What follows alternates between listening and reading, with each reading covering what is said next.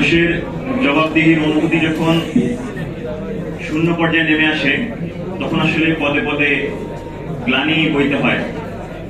শাসকরা যখন নিজের চেহারা নিজের আয়নায় দেখে না তখন একটা সময় সে আয়নার কাঁচগুলো টুকরো টুকরো হয়ে তাদের দিকে ফিরে আসে। আমরা সেই পরিণতিরই ভয় পাচ্ছি, এমন একটা পর্যায়ে এসে আমরা দাঁড়িয়েছি। বর্তমানে যে গণভোট নিয়ে যে বিতর্কটি উঠছে, এই গণভোট একটি জনরায়। এই জনরায় একটা রাষ্ট্রের সাংবিধানিক ভিত্তি হলো গণতান্ত্রিক মত, জনগণের যে সার্টিফিকেশন, সে সার্টিফিকেশন। এই জায়গায় আমরা দেখছি তত্ত্বাবধায়ক ব্যবস্থা, এই তত্ত্বাবধায়ক ব্যবস্থা নিজেই কিন্তু একটি সাংঘর্ষিক পর্যায়ে ছিল এবং সর্বশেষ যে সংশোধনীতে আমরা দেখেছি যে তত্ত্বাবধায়ক ব্যবস্থাকে তারা এমন ভাবে রেখে দিয়েছে বিএনপি যেন পুনরায় সেটা সংস্কার করে তাদের ক্ষমতাকে পাকাপোক্ত করা যায়, নিজেদের ক্ষমতাকে স্থায়ী করা যায়। এই সংবিধান সংশোধন বনাম বেসিক স্ট্রাকচারের যে দ্বন্দ্ব বিএনপি জিয়ে রেখেছে, এটি আসলে তাদেরকে বিএনপি যে নিজের স্বৈরাচারের দিকে তারা ধাবিত হচ্ছে, স্বৈরাচার হওয়ার দিকে ধাবিত হচ্ছে, সেটিকে আসলে ইঙ্গিত করে। আমরা তাদের যে প্রতারণার কথা সবসময় দেখেছি যে তারা তাদের নিজেদের দলটাই ৭৭ সালে যে জন্ম হয়েছে গণভোটের মধ্য দিয়ে, ৯১-তে তারা যে গণভোটের পক্ষে ছিল, সেই তারা ৯৬ জনগণের সাথে প্রতারণা করেছে এবং সর্বশেষ যেই অবস্থান, সেই অবস্থানের মাধ্যমে তাদের সেই প্রতারণার জায়গাটা তুলে ধরছে। এটি আসলে আমাদের জন্য অত্যন্ত দুঃখজনক। আমরা দেখছি তাদের পক্ষে যে রায় যায় সবসময় সেই পক্ষের রায়ে তারা সবসময় সাথে থাকে এবং যখনই সেটা বিরোধী হয় তখন সেটা বিপক্ষে চলে যায়।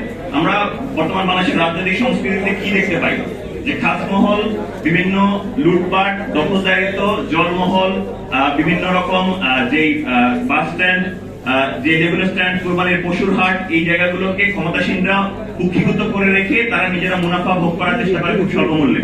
দ্বিতীয় আরেকটা হলো টেন্ডারবাজি। এই টেন্ডারবাজির মাধ্যমে তারা ক্ষমতাসীনরা টেন্ডারকে দখল করে এই যে রাজনৈতিকরণ করে এবং এর কারণে তৃণমূলে যত প্রকার সহিংসতা, সংঘর্ষ, হত্যাকাণ্ডের ঘটনা সেগুলো ঘটে। এই রাজনীতিকে জিয়ে রাখার মূল লক্ষ্যই হলো এই জুলাই সনদকে বাস্তবায়িত হতে না দেওয়া, গণভোটকে অগ্রাহ্য করা। কারণ জুলাই সনদ যদি বাস্তবায়িত হয়, যদি গণভোটের এই রায় বাস্তবায়িত হয়, তাহলে এই যে ভোগবাদী মানসিকতার রাজনীতি, দখলদারিত্বের যে রাজনীতি, সেই রাজনৈতিক সংস্কৃতি আর রাখা যায় না। জনগণের যে সম্পদ, যে জনগণের সম্পদ জনগণের কাছে থাকা যায়। এই ভয়ে আমরা মনে করছি যে এই ভয়ে আসলে বর্তমান সরকার যেভাবে হোক তারা ক্ষমতা এসেছে, তারা এই ভয়ে আসলে এই জুলাই সনদ এবং গণভোটকে তারা অগ্রাহ্য করার চেষ্টা করছে। আমরা আসলে ভয় পাচ্ছি এই জায়গায় যে যেভাবে দলীয়করণ শুরু হয়েছে বিশ্ববিদ্যালয়গুলোতে, আমরা ভয় পাচ্ছি বিশ্ববিদ্যালয়গুলোতে যেভাবে দলীয়করণ শুরু হয়েছে, বিনা নোটিশে ভিসি নিয়োগ করা থেকে সিটি কর্পোরেশনগুলোতে প্রশাসক নিয়োগ, সারা দেশের জেলা প্রশাসকদের নিয়োগ করার জায়গা থেকে যেভাবে দলীয়করণ শুরু হয়েছে, বিশ্ববিদ্যালয়গুলো একটা হুমকির মধ্যে রয়েছে।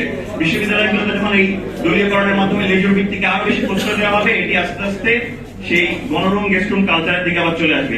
এই আশঙ্কা আমরা করছি এবং ছাত্র রাজনীতির যে অস্থিরতা, সেই অস্থিরতার জায়গাটাকে বিএনপি আসলে উস্কে দিচ্ছে আমরা মনে করছি। আমরা সামগ্রিকভাবে মনে করছি জুলাই আন্দোলনে যে একটা বড় স্টেক হোল্ডার শিক্ষার্থীরা ছিলেন, এই শিক্ষার্থীদের যে চাহিদা পিএসসি এবং অন্যান্য জায়গাগুলোতে তারা হুমকি মুখে পড়ছে।